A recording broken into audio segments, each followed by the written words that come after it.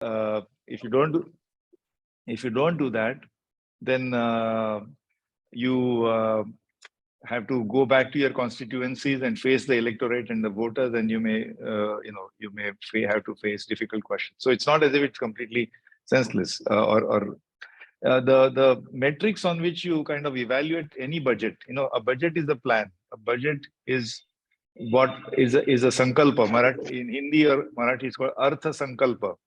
Sankalpa means ye aapka sankalp hai, means this is your intention, this is your plan, and therefore this is a plan for the next year.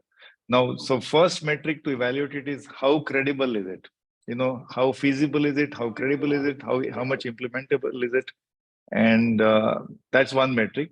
The other metric is whether there is a vision, some economic vision in this. Is there a long-term vision embodied in the budget? Thirdly, you can also use conventional metrics like what is it going to do to the growth rate of the economy? What is it going to do to job creation? What is it going to do let's say, in terms of the inflationary situation in the country, and so on and so forth. So you can use that third metric. And then, of course, there are other considerations, like many commentators have said that this is the last opportunity for the current government to present the full budget, because by next year, in next February, we may already be close to the national elections. So therefore, the next year's budget will be a vote on account. So technically, it seems as if whatever vision and grand design you wanted to present, this is the last time before the general election. So maybe that's also a consideration, one of the metrics to evaluate it. So all said and done, this is a budget, I believe, where a 45 lakh crore Sankalpa expenditure plan has been proposed. The estimated GDP next year, nominal GDP, is 300 trillion, and 45 trillion is the size of the budget. I'm little intrigued how quickly we have gone from 200 trillion to 300 trillion. So there is a little bit of a mystery to me, because other growth indicators don't suggest that we have been growing so fast. But it seems as if in barely 3-4 years, we have got something like 33% growth from 200 to 300 trillion. So that's an interesting thing. Tax collections have risen by 17 to 20% last year. So this is, on one hand, we have many other indicators which don't suggest such a rosy scenario, but the fact is that some of these indicators are growing. So here are some of my comments. Number one is that the macroeconomic context to this budget is three things. Number one is a global recessionary environment, the continuing impact of the Ukraine war in terms of inflation, both in food and fuel prices, and the impact being felt in faraway places like East Asia or Africa or even India. Second, the continuing phenomenon of K-shaped growth in India for more than 3 years now, that on one hand, we have the upper segments of society, the higher income segments of society, which seem to be doing well in terms of their consumer expenditures. My favorite example is Mercedes-Benz recorded a growth of 41% in 2022. And other luxury cars also doing very well. Airline travel is booming, 5-star hotels, luxury goods. At the same time, the bulk of the population, which is in the lower part of the K, is not doing so well in terms of unemployment, in terms of consumer expenditures. They are stagnant in many consumer staples, even in low-end vehicles like two-wheelers, tractor sales. Although there's some recent recovery, but for 3-4 years in a row, two-wheeler sales were actually declining in India. So this is what I mean by K-shaped recovery. Additional examples of K-shaped recovery is the stock market wealth. Stock market has been booming. In 2022, the Sensex rose by 5%, when in fact indicators like NASDAQ, which went down by 34%, the American stock market, the New York Stock Exchange went down by 20%. And in the same year, the India's Sensex went up by 5%. Now, Sensex wealth represents the wealth of people who are invested in the stock market, and that tends to be typically at the higher end of the income spectrum. So this is the second macro context. The first, as I said, is the global recessionary environment. The second is the continuing K-shaped growth in India. And the third big macro context, according to me, is the fiscal situation. India's fiscal situation, I think, is not comfortable at all. That's an understatement. I think it is very serious. In fact, out of net tax revenues of the union government, 47%, 47% is spent only on one item, which is interest payments. And why do we have interest payments? Because we have a mountain of debt, which is now 85% of GDP. It actually touched 90%. 85% of GDP is debt, and the debt has interest obligation. The interest rates are rising thanks to inflationary environment. And because interest obligations are rising, we have a fiscal deficit, which today is close to 6%. Next year's projection is 6%. 6% of GDP is 6% of 300 trillion rupees, which is 18 trillion rupees. 18 lakh crores is a shortfall. Because we have a deficit, we have to borrow more. That's the kind of borrowing you will need to grow. That's gross borrowing. That's net borrowing is slightly lower. But because we have borrowing, that adds to the debt mountain. When you borrow, you add to the debt mountain. When you add to the debt mountain, your interest obligations go up. When your interest obligations go up, the deficit goes up. When the deficit goes up, the borrowing requirement goes up. When the borrowing goes up, the debt mountain goes up. So, I think the fiscal situation is not comfortable at all. The only saving grace, I guess, is that if GDP grows faster than the debt mountain, and because our demography is still young, so in per capita sense, the tax burden on future unborn generations in a per capita sense perhaps will be lower, and we'll see. But we seem to be in American lingo, it's called kicking the can, meaning you keep postponing the problem. And so anyway, that's I think the three macro contexts. In terms of vision, so this is the macro context. The second remark I'd like to make is that the budget this year is largely deterministic, in the sense that if there's one little discretionary visionary thing that's been done, is a conscious attempt to raise capital spending, that is investment spending, and so necessarily cut down on some revenue spending.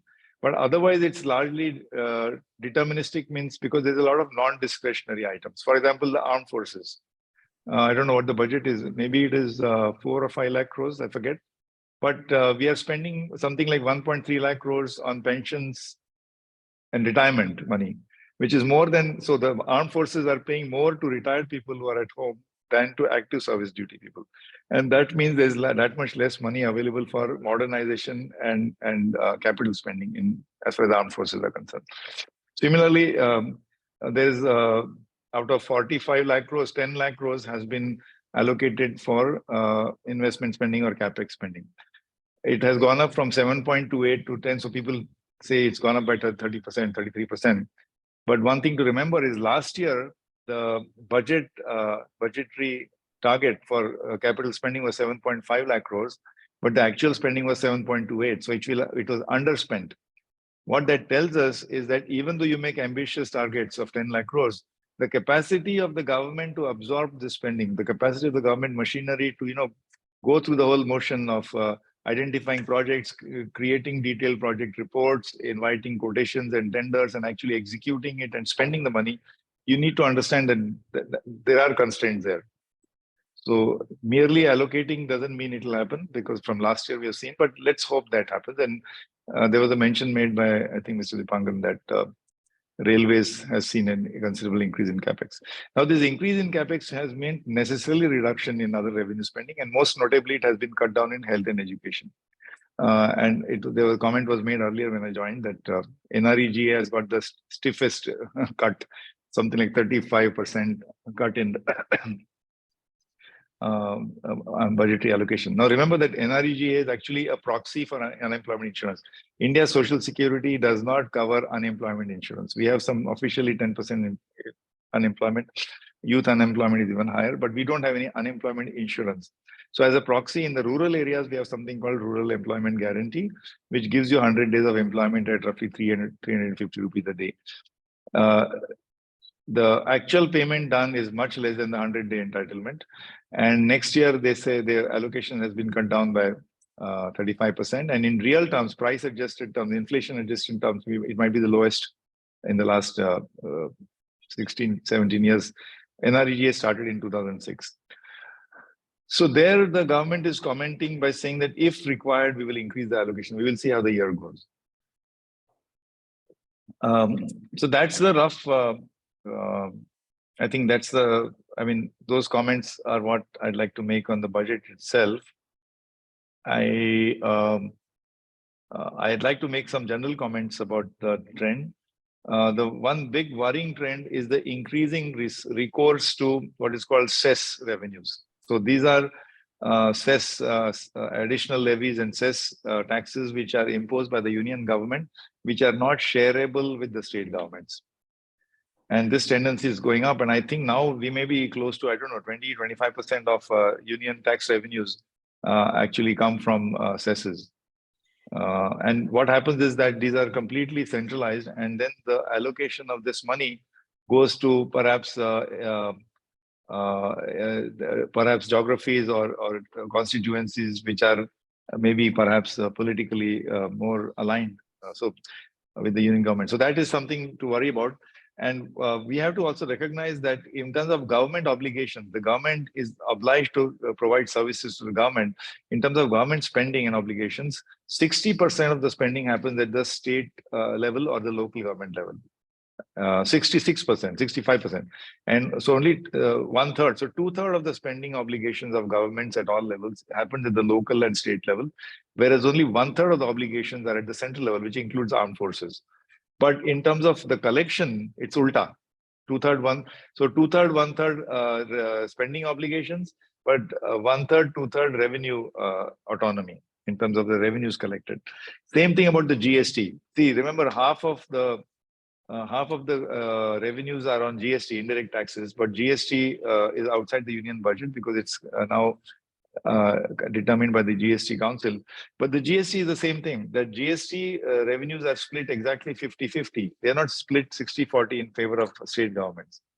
So the state government revenue autonomy is not commensurate with their expenditure obligations. That's the general trend. And this is something that we need to seriously examine, because if this continues, and additionally, because we have this delimitation thing coming up, because by 2026, we have to decide on the new delimitation of constituencies, because we have come to a situation that some constituencies have only 20,000 voters and some constituencies have 20 lakh or 30 lakh voters.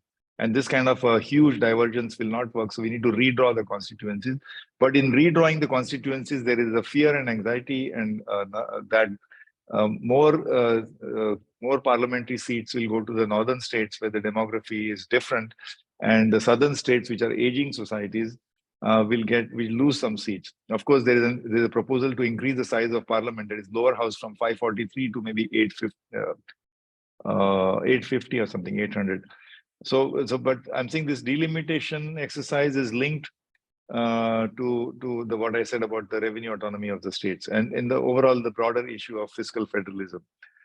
And the reason we have not been dealing with this is because we have frozen these things at 1971 census. So every time there's a finance commission which determines the split of revenues from the divisible pool. Remember, the cesses are not part of the divisible pool. So the divisible pool, the formula which is determined or recommended by the finance commission and usually followed, uses measures of population growth and so on. But for quite some time, the successive finance commissions have been referring only to the 1971 census. The 15th Finance Commission was asked to take into account the growth rate in population, growth of population, and perhaps they actually took into account 2011. But officially, we have not really done the exercise of delimitation, and 2026 is the deadline as per the last parliamentary decisions. I don't know if again when 2026 comes, we'll push it ahead. So that's one big thing that is coming up, and that is affecting central budgetary discussions. Then, beyond that, what happened is now general comments is that on 2nd of February, the headlines, which were supposed to be purely about the union budget, got somewhat dimmed by the fact that we had a major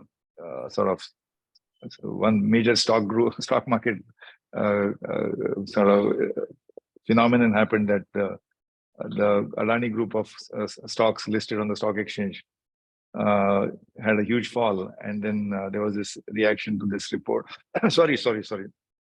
The fall had started on 24th January, but the big headline on 2nd of February was the fact that the FPO, the 20,000 crore FPO, which Adani Enterprises had done, at almost midnight, they decided to back off, meaning did a big U-turn.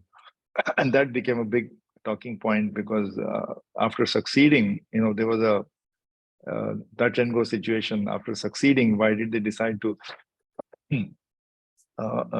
reverse the whole thing? So that kind of took away some of the shine from the discussion about the budget. And subsequently, you've been following the discussions on the Adani stock prices and stock situation. So very quickly, our discussion has moved away from purely mundane budgetary matters. And I think that's something also to discuss. So maybe I'll stop here because, I'd like to leave some time for questions and interaction, and then I might have to leave. So is that okay, Mr. Misra? Yes, Misra? yeah. We'll now open it for questions. Pankaj, please go ahead. Yes, I do not see any questions already in the chat. So I actually have one, sir.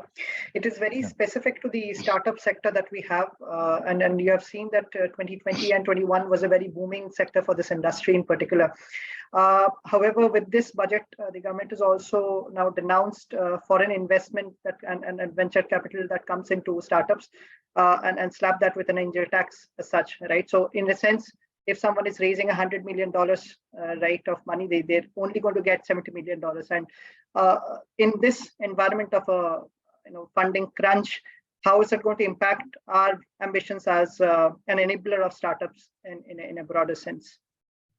See, this angel funding, venture capital funding, and to some extent also funding of real estate ventures, multiple levels. This has always been a big area of contention, and there's always this tug of war between the taxman and the investor. What happens is that the critical thing to debate is what constitutes business income and what constitutes investment income. In the sense that when you get returns on investment, it is capital gains.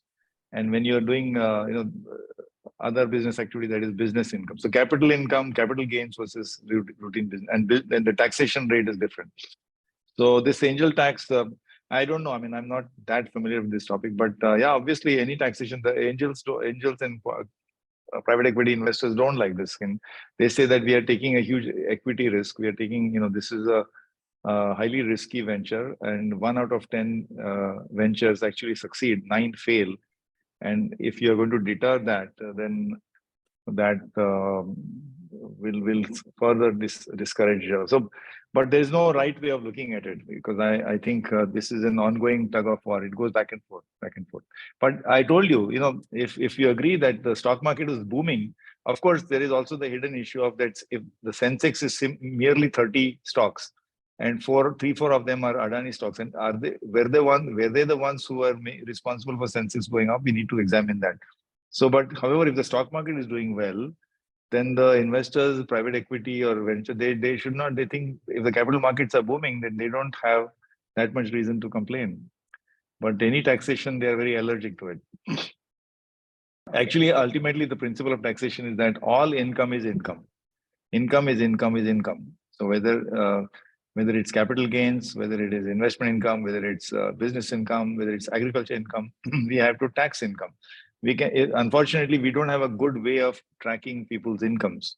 It's only salaried people whose incomes are extremely well tracked. And in fact, salary people, before the end of the month, they don't get their before they can get their full paycheck, some of it is taken away by the taxman. That's why you get this tax deducted. So that doesn't happen with most other enterprises. And salaried people make up perhaps 10 or 15% of the workforce. And that's why we have these tax problems. But as we are getting better at triangulating the sources of income and with better digital infrastructure and I would say surveillance, hopefully some of these problems will go away. And hopefully we will move closer to a regime where income is taxed as income and not from the source from where it comes. Thank you. I also see Karthik has his hand raised. Karthik. Thanks, Dipankan. A very good evening, sir. Thank you so much for coming to our platform. It has been a real pleasure to hear you. Thank you.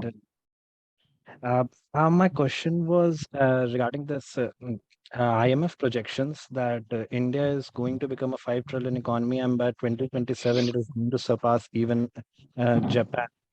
Now, the implications of this is that the lower income group, there is going to be a sudden push. Now, a person who is earning a salary of, say, 20,000 and his income going to 30,000 has a much broader implication than a person who is earning a lakh and his salary going on to 1.3 or 1.4.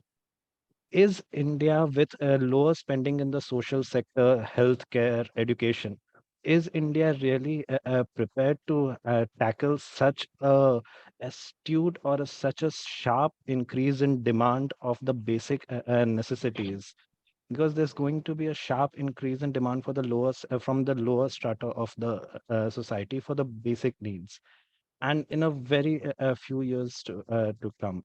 So if you could put your few points on No, that. are you asking me about the inequality in Indian society? I told you that was the third. See, I said there are three macro contexts to keep in mind. Number one is the recessionary environment in the world. Number two is the inequality in India and continuing inequality. And number three is the fiscal situation. So of course, what you're saying is that what happens even if we grow. See, we have been growing at 6-7%. Our GDP has gone from 200 to 300 trillion in the last 5-6 years, which is quite amazing, actually, according to me. That's a 33% growth in nominal GDP. But has it gone to every? Has it been inclusive? Has it been equitable? Has it been, widely diffused in this? No, I think the gains of GDP and income have gone disproportionately to a smaller section of society. So of course we will go to 5 trillion. But what we have to see is how that 5 trillion is divided among different sections of society. And there is nothing that economic growth can ensure that it is equitable. By the way, the earlier question was about startups, no? So by its very nature, economic growth is inequality causing. Because what does economic growth mean? The winners race ahead. If you're an innovator,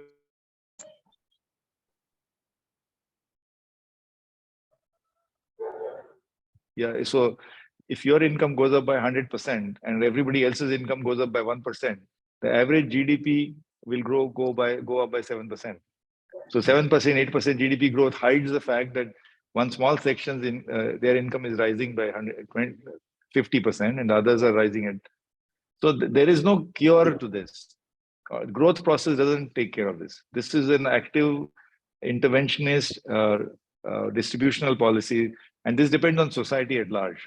Collectively, as a society, as a polity, we have to decide: are we ready to make some sacrifices? That the higher income people, are they willing to share some of their prosperity with the rest of the country? And that's a very hard political economy question. There's no easy economic growth question. Thank you so much, sir. Okay. Thank you, sir. I think Mr. S. Misra has written. I think S. Misra is not the same as Professor Misra. No, this is something about Russia and India payments. So there, the answer to that question is that imports from Russia used to be something like $12 billion, and exports to Russia are only $2 billion. So we have a huge trade deficit with Russia. Russians will accept our payment in rupees, and they will say that we can receive rupee payments from India for the crude oil, so long as we can use the rupees to buy something from your country. But your exports to our country are only 2 billion. Baki ke rupe ke kya karenge? You're going to pay us 12 billion worth of rupees. So what do we do with all those extra rupees? We can't spend them anywhere else. That's the problem. So we'll see how this goes. I mean, if India's exports pick up, especially to Russia, then there may be some relief, but otherwise I don't see an easy solution. And just roping in, see, there is only one country in the world with which we enjoy a $30 billion surplus, $32 billion. It's spectacular. And that country is USA, America. But America is never going to accept rupee payments. try telling the Americans to accept rupees for our imports. They'll not. All right. I think we can take one last question. Amarendra, would you like to ask some question? Amarendra? Yeah, I mean, am I audible? I'm in the car, so I don't know whether am I audible? Yes, yes, you're If I am audible. Yeah. not, Dr. I will Sau not is a fellow share Punekar. this question. Yeah. Can you hear me, Yes. Ajit? Yes, yes, I can hear you. Yeah, great. I'm so glad that though I am late, I can just try to, appreciate at least the one which I heard from you. Very, very satisfying response. My question is little different. I believe, we are still neglecting education, and being an educationist yourself, I don't think government has really learned from the mistake, though they have come out with a blueprint of new education policy, but the primary education is still, I think, groping in darkness. Whatever we lost out in the early 5-year plan era of Nehru, and Japan overtook India, Korea subsequently. Do you think that this budget, though it's only a 1-year document, but overall, what is your take on the primary education front? If you could throw some light beyond your, overview of today's discussion. Thank you so much. Okay, thank you. So, Dr. Sau, first of all, actually, education and health are in the state list as per the constitution. In fact, especially primary education is completely in the state list. And what happened is that the central government started intervening in terms of what they call missions. So there was a national higher education mission, national, literacy mission, and this mission mode kind of a thing. But that can only go so far. In higher education, they have set up institutions like IITs or JN Central Universities. But largely, education is very much a domain of the state government. In fact, people in this group will be astonished to know that a state like Maharashtra spends 70 or 80,000 crores. Let me repeat, 70 or 80,000 crores on education. So the problem is not so much about budgetary allocation. Of course, in this budget, the union government allocation to the national health mission and the national education mission is has actually stagnated or maybe slightly gone down, and that has happened because they have increased the capital spending, so they have decreased spending on education, health, and rural employment guarantee. But the bigger challenge, I completely agree that education is has to become a priority, because that is what creates human capital, and that is the best determinant of long-term sustainable growth. When one person becomes educated, when a person becomes educated, they don't take away anything from somebody else. See, when you give money to the poor, you have to take it from the rich. But when you give education to the poor, you're not taking it away from the rich. So education, there's a wonderful quality to education.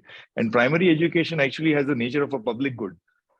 A child who gets very good quality primary education is not only benefiting himself or herself and her family, but it benefits society.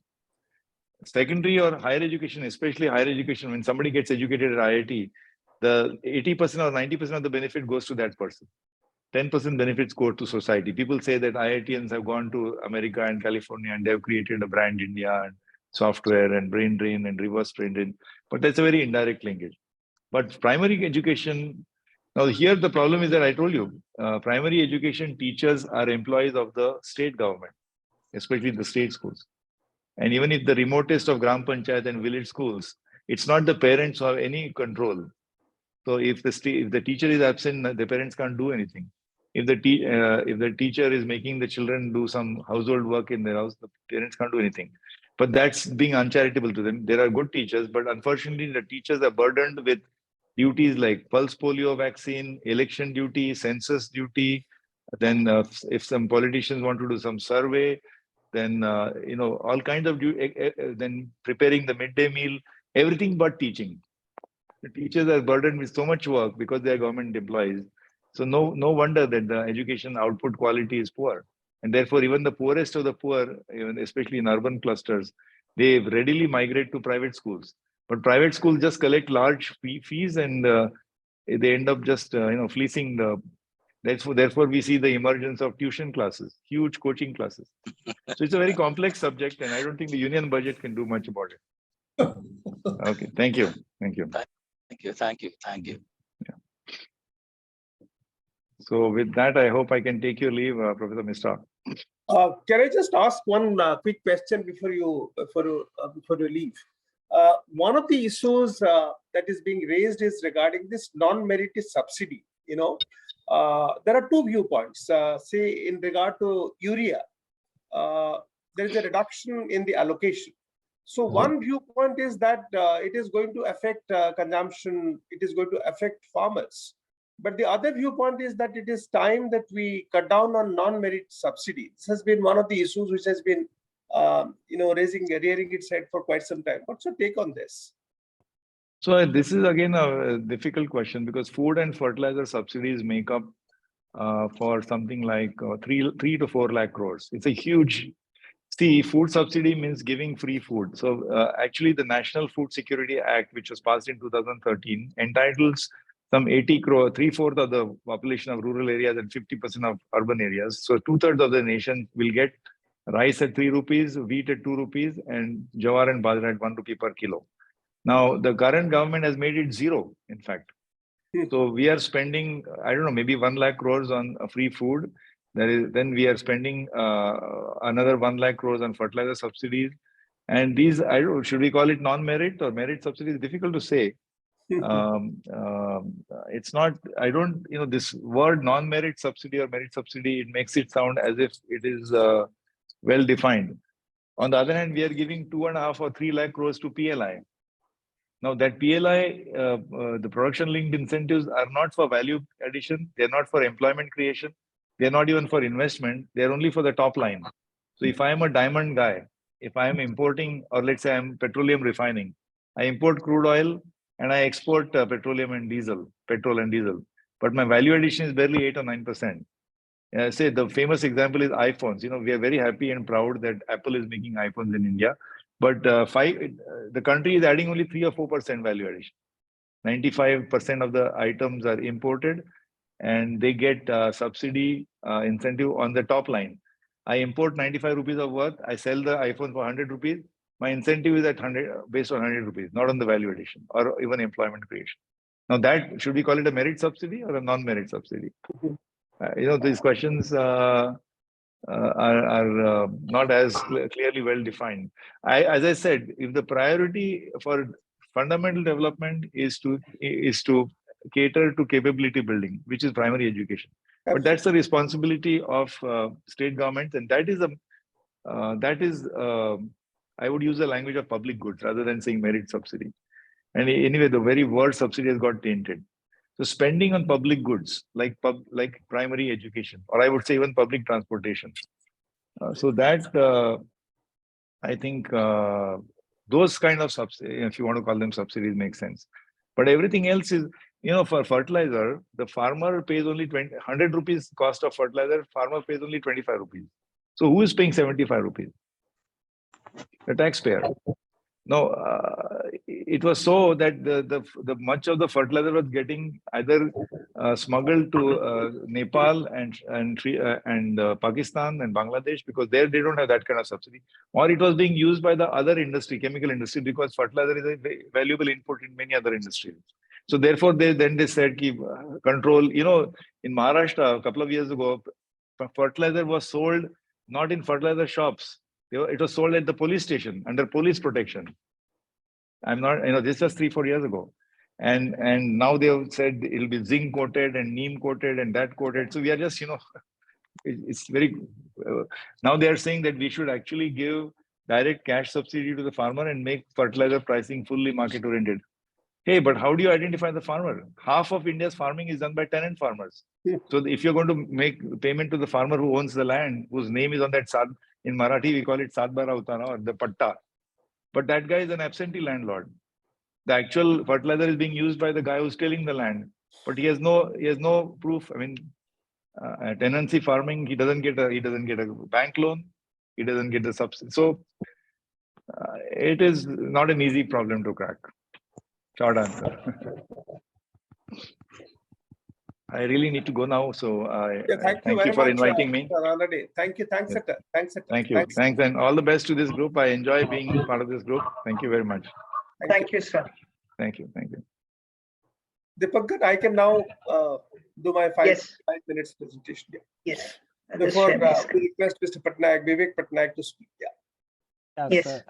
let me just give you a brief introduction for you.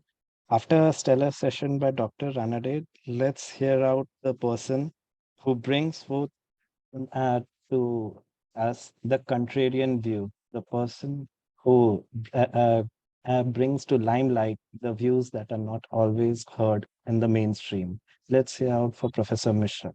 Thank you. Deepankar, if you could Yes. show this slide. I'll just put the screen. Sir, you'll take over from Misra. I'll take about 5 minutes. Yeah. Next. Well, I take off from where my good friend Amarendra started about education. And this is a very interesting letter from Tagore. Tagore traveled for about 20 years between 1912 to 1932.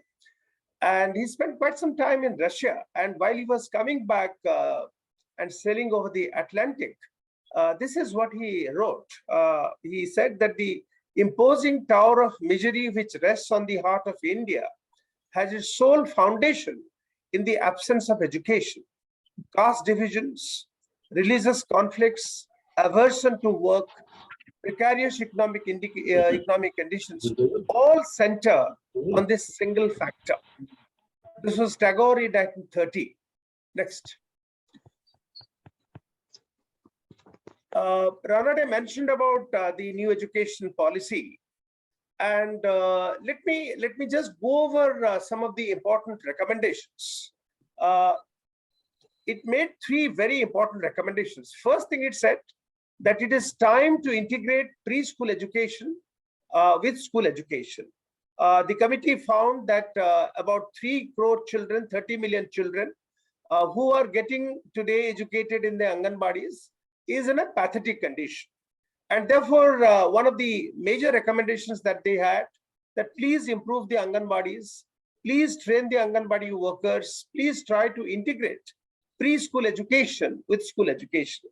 And the second thing, of course, what they mentioned, based on the ASCR report, that there should be foundational literacy and numeracy for every child by the time he or she reaches the age of 8.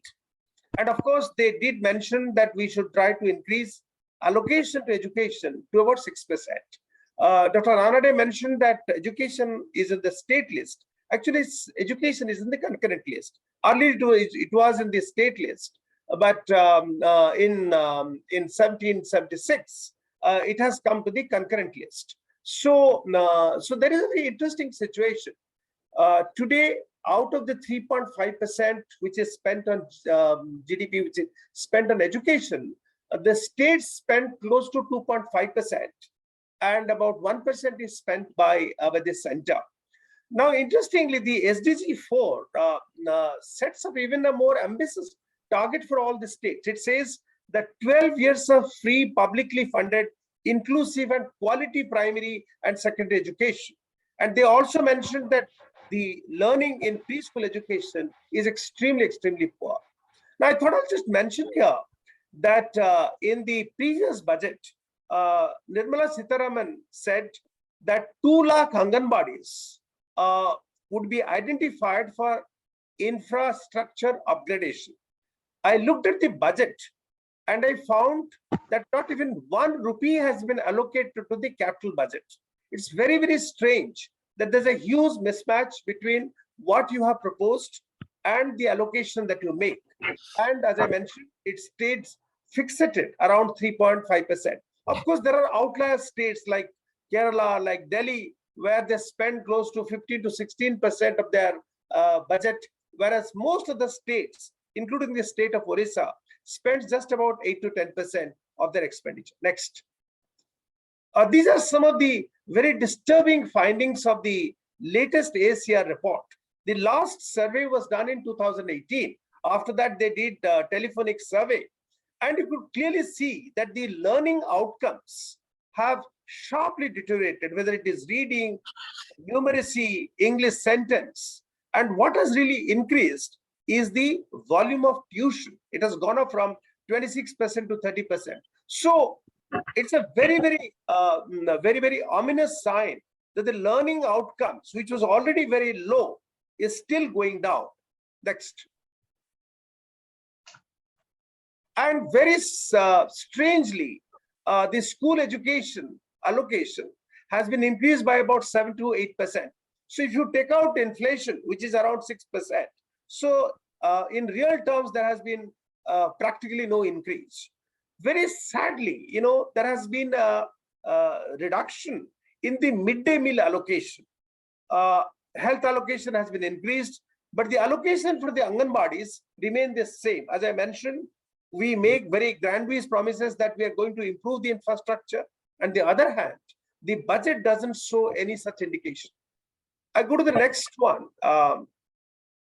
This is something which is very interesting. You find that between the developed countries and the developing countries, you find social services account for only 7% of our expenditure, whereas it accounts for close to 35%. Most of the developed countries with very high human development indices spend quite a lot of money. On the other hand, countries like India spend close to 50% of that budget on the general services, which is basically what Ranade mentioned about borrowing. Borrowing is almost 33%, your subsidy, your defense, your pension. So huge expenditure, which is around 50%, whereas in the developed countries, it is just about 20%. So your allocation priority becomes very, very important. Next.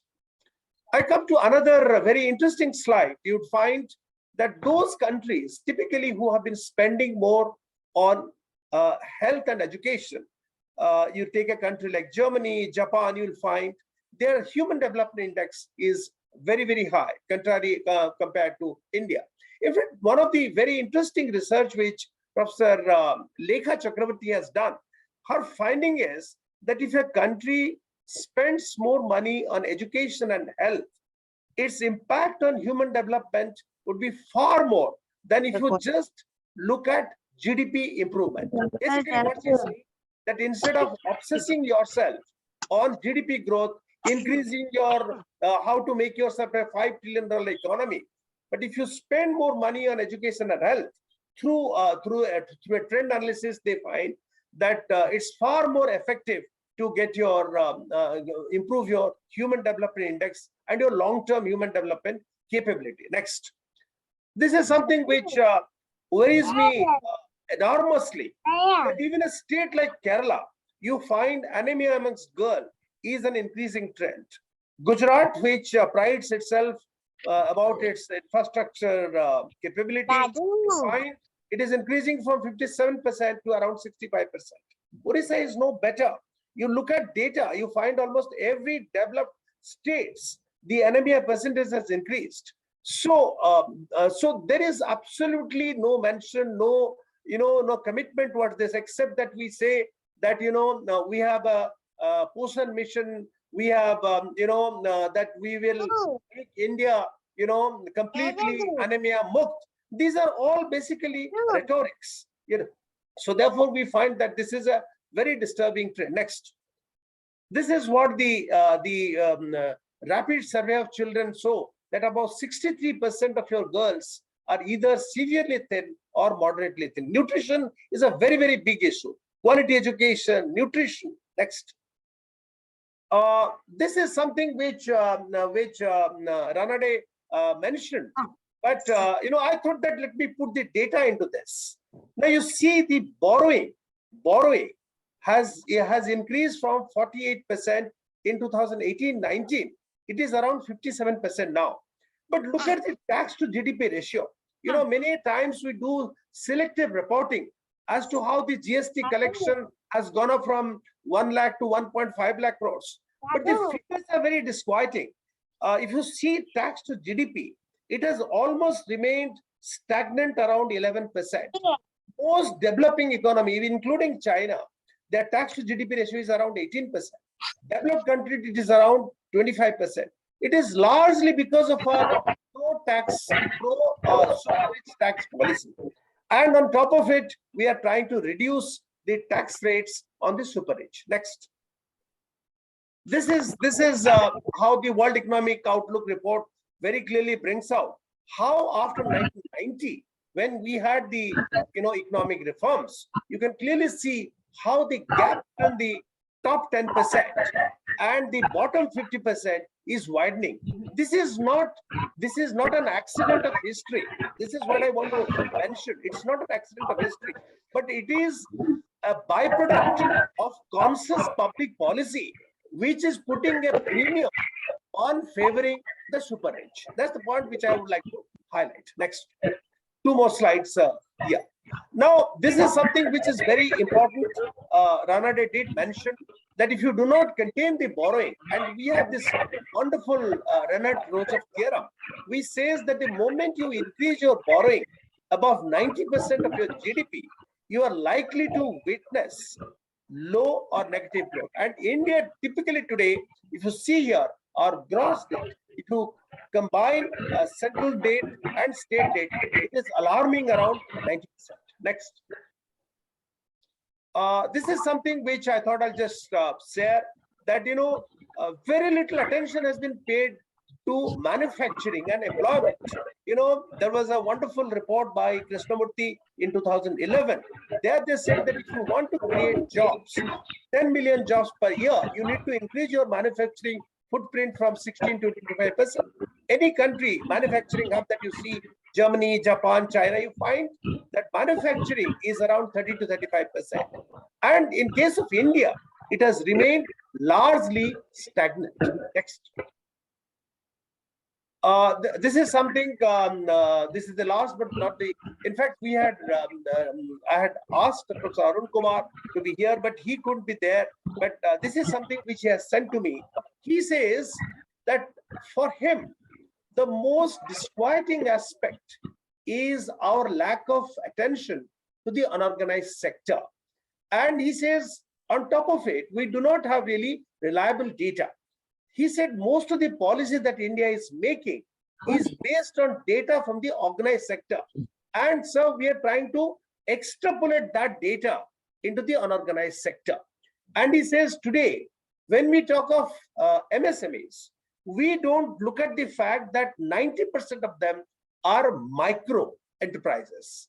When we talk of farmers, we are not recognizing that 80% of them are marginal farmers. And he says that these are the people who are most affected by, dystopias like demonetization, NDPA frequencies, lockdown.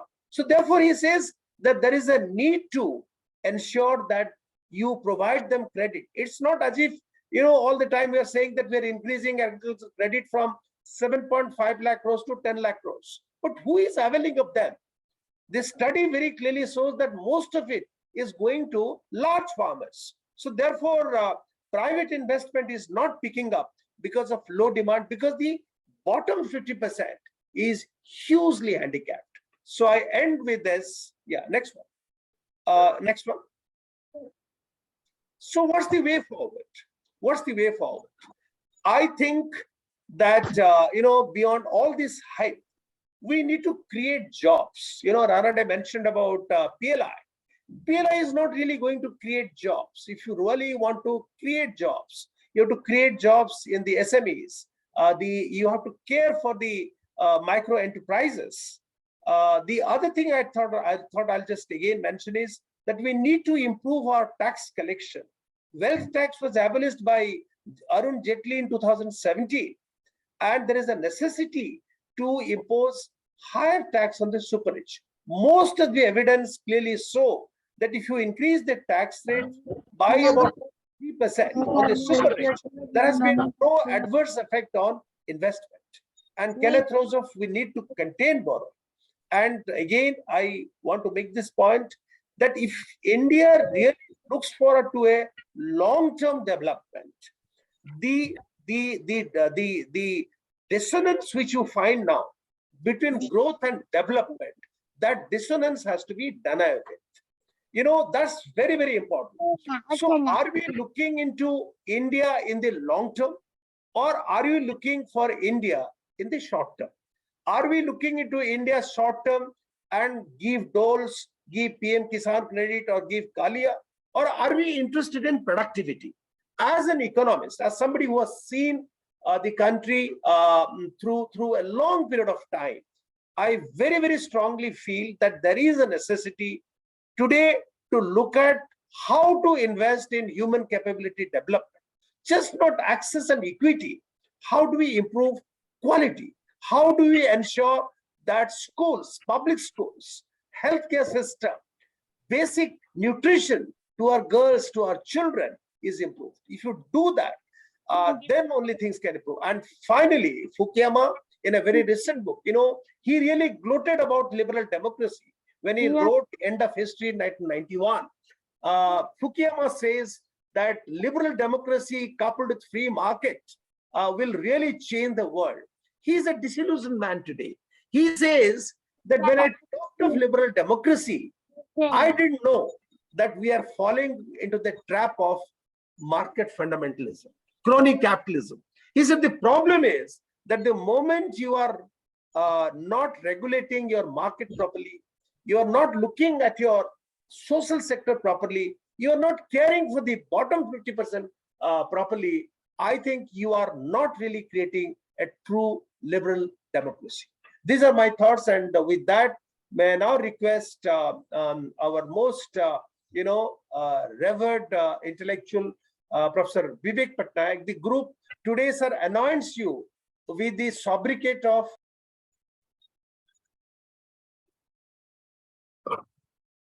Thank you very much, Professor Misra. Am I audible? Yes, sir, you are Excellent. very much audible, sir. Yes. Well, since this group has a number of students, I thought of going to certain fundamentals. And then, of course, I'll give my views on the budget itself. First, budget is an annual financial statement according to the Constitution of India, Article 112. It is an estimate of revenue and estimate of expenditure. By the way, this expression has been borrowed by the Constitution of India from Government of India Act of 1935. If you go back to Government of India Act of 1919, the same. Go back to previous Government of India Act, the same expression. Incidentally, the first budget in India was presented in 1860 when India came under the Queen Victoria directory and East India Company withdrew. And the first budget was probably presented in United Kingdom in the year 1733 by Robert Walpole, the first Prime Minister of the United Kingdom. I thought this background the students must know. And I have been following budget of the Constitution, under the Constitution of India, since 1952. My age is 80. I was very young. At the age of 10, I used to follow the newspapers and follow the budget. Well, the first thing, when the budget is presented, the government says the most outstanding budget. Opposition will say the most disappointing budget. And it goes on. I mean, I have been hearing year after year after year in various news media. But incidentally, since I was a student of Dr. Sadashiv Misra, who was an economist, also Dr. DC, whose son is sitting here, I know what expression of views they used to have when budget was being prepared and submitted. It was highly professional analysis. Today, I heard Professor Ranade. I also heard Professor Misra. is a penetrating analysis of the budget. But there is a world of difference between what the government will say and what the opposition will say, what the intellectuals or technical people will say. This students should take note of it. To what extent the views do influence the budget preparation is another question. I have been attending the preparation of budget in Government of Odisha for the last several years. I give my views. Government of Odisha doesn't only consult me, but consult also a wide variety of people, including the chambers of commerce, professors, everybody goes there. Same must be happening also in the Government of India. But the question is, to what extent these views are accommodated into the budget is a big question. First, budget is an estimate of income and estimate of expenditure. There can be a slippage between the estimate of income and then how to meet it. Then you have got the law which governs that you can't have a wide deficit. What called Fiscal Responsibility Act, Budgetary Management Act, is a statutory law which didn't exist in the past, but it has now come in for the last 20 years or so. So this is one thing which I thought the students should try to appreciate. Well, having said so, yes, I very much appreciated the presentation made by Professor Misra. That is with regard to inequality, on which I think Professor Ranade did make some comment. If you have read Atkinson and Thomas Piketty, then you will understand it very well. And I will request you to read Atkinson. It's a small book, Professor of Economics, a great authority. He is a Nobel laureate also. Piketty hasn't got Nobel Prize as yet, but his book is superb. Capital in the 21st Century. It's a big book, but it's worth reading it. Then you will understand how the inequality has to be handled throughout the world. It's not only in India. Inequality exists even in America, USA. Second thing, I must say, on the human development, on which Professor Misra threw a flood of light. Excellent. Human development is a subject which cannot be ignored. The Nobel laureate, Theodor Sulj, he wrote a book, Investing in People. I presume some of the students of economics must have read that book. He got Nobel Prize in 1980 when I was managing director of EPICO. And that time, that book I read, and I reread it maybe after 40 years. And I realized how relevant it is. Well, so I thought this is a subject which is very important and which the students must appreciate. Having said all that, I personally feel that present society in India has a challenging task of meeting the unemployment. People talk about demographic dividend. But demographic dividend can be demographic disaster. If you do not, I'm quoting the expression of Professor Misra in one of the articles which he wrote on education recently. Demographic dividend can be demographic disaster. So therefore, unemployment is the first thing that has to be addressed. Unemployment of the educated unemployment in the urban areas and rural areas. Now, well, there is mention in the budget as to how to address it, although the word unemployment was not expressed by Finance Minister on any occasion. But nevertheless, well, I personally feel, with my years of experience in the government and public society, that, well, agriculture is one sector where the employment is provided, but most of the agriculturists in India are marginal farmers and agricultural laborers. And they do not get enough income over the year. As a result, there is always a migration. By the way, I was project director of development of marginal farmers and agricultural laborers way back in 1971. When the Garibi Hatao program was introduced, I'm fully aware of the conditions. All the things have changed, I must say, but still there are a huge number of marginal farmers. As Professor Ranade mentioned, that there is an important need of tenurial reforms in agriculture. Because today, tenurial reform has been slowed down.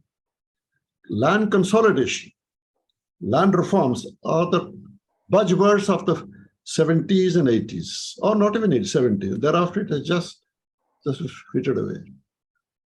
But nevertheless, there is another sector in which there has been some mention about MSME and tourism. That provides a lot of employment. Investment is less, and by the way, employment is very high. But to what extent MSME sector can be incentivized depends on the financial institutions and the government subsidies. Are they being provided adequately? That is a big question mark. Having said so, I thought also mentioning one thing. Importance of financial literacy. During the COVID period, you must have noticed when the economies were shrinking all across the world, the stock market was booming. And for your information, many unemployed engineers passing out from the college and universities, they entered the stock market. Even in India. In America, of course, they enter to get employment. And India has got huge private savings. India is one of the front-ranking countries in the world in terms of private savings. But the savings do not go to the stock market. They go in buying of land, gold, silver, etc. That means because people don't know what is the importance of stock market. So I thought there should be encouragement through budgetary mechanism to give incentive to learn what is financial literacy. People get into Ponzi scheme, there is a fraudulence and people suffer. It is necessary. Government, through budgetary mechanism, should provide adequate provision for increasing financial literacy. I think I have taken more than 5 minutes, or that was allowed to take. Thank you very much. Please continue, sir. No. Please continue. You are at your best today. No. Well, as I told you, is managing a budget of a country like India is a Herculean task. Don't break your chain of thought, sir. Please continue. Please continue, sir. Okay. I mean, I would like some questions in that case, because we'll have questions. Anybody has any question to me, I'll answer. Yes, okay. Sir. Very good questions. You finish, sir. You finish first. I see so many boys and girls responding to my presentation or my speech or lecture, whatever you may call. And so if they have any question, based on my experience, I'm not in the government, but my experience in the public life has been there for how many years now? You can say I joined civil service in '66. So that itself means I have seen more than half a century of public life. Then in addition, of course, as a student, I was from school student, I've been following. So from that experience, I have worked in various fields in administration, mostly in the rural areas, mostly in the tribal areas. Although I have in my career been also in aviation sector and tourism sector, etc., plus including capital market, but mostly I spent my foundations in the agriculture sector. Incidentally, I must make a mention of this, that aviation sector is booming now. I mean, it's growing after the pandemic. That explains as to why Air India has purchased 460 aircraft, because foreign tourists have to be attracted. Even domestic tourists have to be attracted. I although feel that there must be a lot of investment in the rural areas for increasing domestic tourism. people today, middle class people are traveling. And interestingly, elderly people are also traveling. Those who are called, and who are, as I told you, I'm 80 and I'm still traveling. So if I'm traveling, there are also a huge number of travelers across the world, mostly from developed countries, are traveling. So, and there was a pent-up feeling was there, how to travel. During the pandemic, nobody could travel. So now there's a huge surge. That's why aviation industry will do well, and Air India is rightly buying the aircraft. But then question is, when will the aircraft come? There's a big time lag between when the aircraft is ordered and when it is delivered. Then how they're deployed, what is the market? Those studies have to be done. But I must say, I've been watching for the last couple of years, there is an effort being made to improve the aviation sector in India by airports and also Udan. These are good things, which must be also, for which the government certainly deserves credit. And it's a good progress, and there should be further progress. And I personally feel the government must encourage hotel industry in the rural areas, restaurants industry that employs a huge number of people. So in these areas, I think the government must invest by encouraging youngsters to take up entrepreneurship in not only if, there are so many ways of developing. There is a subject by itself. I'd like to speak separately. This is not the time to speak on the subject. Thank you very much. Karthik, open it for question hours. Thank you so much, Vivek, sir, for such a riveting session. I'll open the floor for questions. If anyone has questions from Vivek, sir.